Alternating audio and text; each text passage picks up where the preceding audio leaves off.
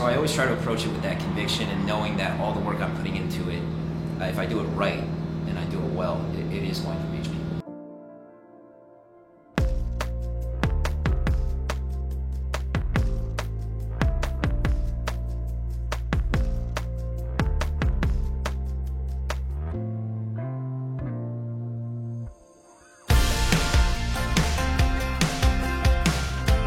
Hey, I'm Nick from Bandkind, and Kevin Quinn just got off the stage. How energetic was the crowd tonight? I thought they were great, yeah.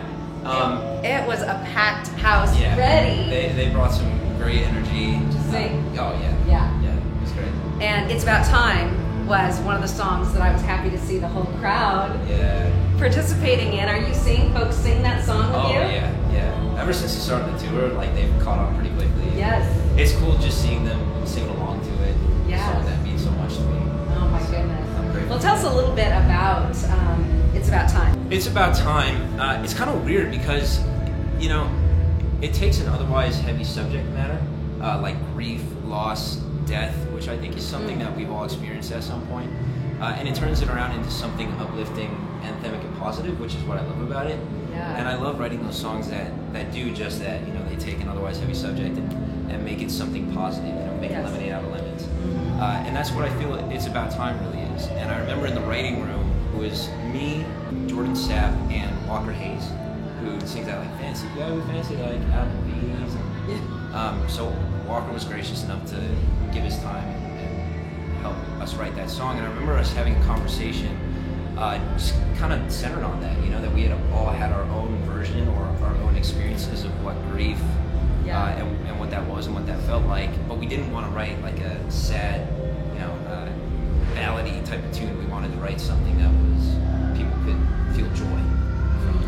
And I think that's pretty much the main message of It's About Time. It's about time and how you spend it, and something that we really take for granted too often because we're only given so much of it that we should never take it for granted. Amen. Well said. I know that during COVID, a lot of songs came out that were those heavy ballads that, you know, really pulled at some place deep within, but not very many have a tempo to them. So this has been a real nice turn having this song now. The timing of it was so perfect too because of that. Because we did write it around that time, the pandemic and when it was at its worst. And we didn't want to fall into that same trap. You know, those songs, those type of songs can live and breathe on their own in a certain moment. And I felt like I had already written those songs. And that moment had passed. Mainly like, you know, over and over again, I'm Still Breathing. I felt like those perfectly encapsulated that time. So I didn't need to revisit that. I wanted to, you know, write that awesome, upbeat, fun song. So the timing of it was perfect. Now I want to transition. How did you go from playing guitar on television to playing guitar for arenas? I don't quite play guitar. You know, I mean, I played on the show. I can carry a rhythm. If you did give me a guitar, You could songwrite with it. yeah, absolutely. And if you did give me a guitar on stage, I could more than happily hold my own, but it's going to be simple chords. You know what I mean? Because I do feel like I have a certain performership that I feel more free without the guitar in my hand. So I love just having the mic, focusing on my vocals. But as far as like the transition from going to doing that on television to doing that for arenas, it's obviously a different energy because really when you're doing it on screen, you're doing it for the cameras, and no one's quite watching you, you know, on set. They're watching Video Village, and you're just kind of jamming out and they're watching what's happening.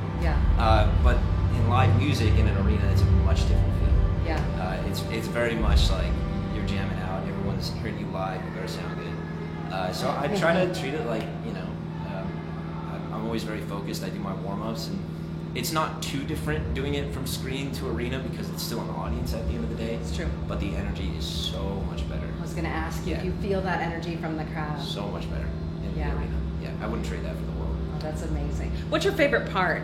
You know, whether you go back to your days with Bunked, whether you are filming a script for a movie, or whether you're walking around the stage, what aspect of Kevin Quinn do you love most?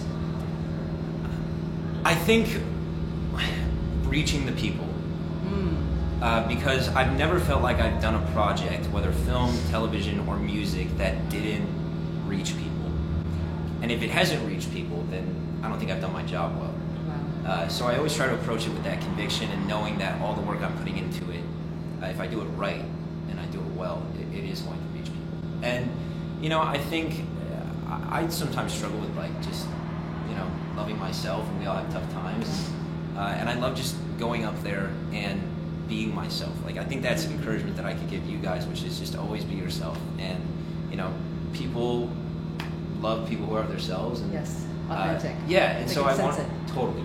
So I wanted to incorporate that in my music as well, which is, I feel like this music is so representative of who Kevin Quinn as an artist is, and to see them love it is just icing on the cake. That is great. Well, talk about the community, because this is a huge tour. What did I hear? There's 140 people out on this tour. It is a big show. So tell me about the community of these artists. And it's great. Yeah? Yeah, that's one thing I can't get over. We have so many fun times on the bus. So that kind of makes it feel like a home away from home, and being with these people is just the best thing ever. Hey, any Weequay fans, best thing ever. There you Shameless go. plug. No, but it really is. I couldn't imagine being on the road with a different crowd and a different group of people. They've just been so welcoming, and everyone's so kind, and I think we all share a love of Christ in common, and we even talk about that sometimes. Yeah. That's why we're here doing this music. So just having that kind of brotherhood and that camaraderie, it makes the tour life much easier, and I will say it's made the 40-something dates pass pretty quickly. Wow. I can't believe we're at week 11. The fact that people have been holding on to these tickets and obviously celebrating, I'm glad the timing was right tonight. Yeah. And I mean, the first month, it's definitely getting your feet wet. Yes. I did a lot of rehearsals. I did a lot of, but now I feel like I'm in the swing of it, and I just go up there, and to see them love it, it's so cool. So I'm glad we got to come to Reading in the first place, because we almost didn't. Yeah, it's true. That would have been a worse story. It's true. I actually heard one of the guys say, "Oh, this is the date that I already got paid for in January. Oh, so really? I'm playing for free tonight." Oh, no. That's tough. At least you got paid at some point. Yes, that's true. Amen to that. Well, right before we go, just how is it different preparing for what you're doing on stage with music and getting ready for a character in A Week Away? Yeah, totally.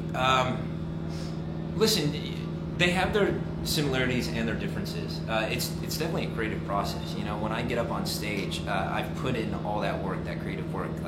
What is the message of the song? Think of the song as my lines in a film like A Week Away. Right. Right. I'm what I was saying before. I'm sending along a message to reach these people, and I feel like that's very similar to what I do in film. I always try to find, the meaning of what I'm saying in a line, because most of the time I didn't write the line. It's just what I'm told to say. Someone else wrote it. So how do I milk it in every way to make it meaningful to the story? And I feel like that's what being on stage is. It's like every moment that you're on stage, at least for me, every lyric, every melody is part of that story. And I'm just lucky to be able to be up there and tell it. Well, we are loving being able to hear you tell that story, and I hope you continue on your next tour and the next tour and next. And we love your single. You're doing a great job. Thank and you so much. We appreciate you. Thanks for coming through today and taking the time to talk to me. It's a lot. Absolutely. Absolutely. We'll do it again. Yeah, absolutely. Okay. All right. See you there. See ya. Bye. Awesome. Awesome. Hey.